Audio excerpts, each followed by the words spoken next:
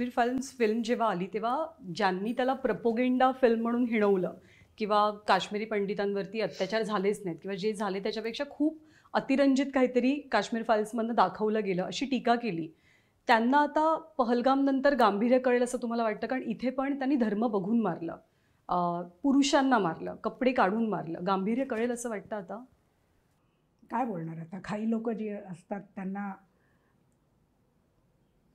मी एकच म्हणू शकते की आम्ही सत्य लोकांसमोर मांडायचा प्रयत्न केला. काही लोकांनी असं ठरवलं की आम्ही खोटं बोलतोय. तर आत्ता एवढे सगळे जीव गेल्यानंतर मी असं म्हणायचं का आता कळलं ना तुम्हाला? आणि असं मी म्हटलं तर ह्याचा अर्थ असा की ते जीव जाण्याची वाट मी बघत होते. म्हणजे मला कोणत्याच बाजूनी आता बोलता येत नाहीये. पण लोकांना कधी कळणार? आणखीन किती जीव जायला लागतील? ज्या आधी लोकांना कळेल की हो खरंच there is a serious problem आणि we need to handle that problem, we need to tackle that problem. त्यामुळे म्हणजे आम्ही कोणतीही फिल्म बनवली की त्याला प्रोपगंडा फिल्म म्हणणं खूप सोपं आहे.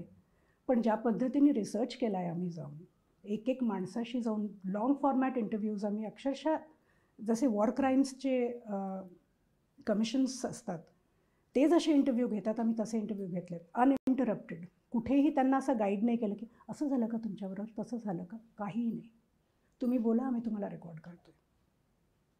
आणि म्हणजे हजारो तासांचे इंटरव्ह्यूज आहेत आमच्याकडे. इतक्या लोकांशी आम्ही बोललो आहे.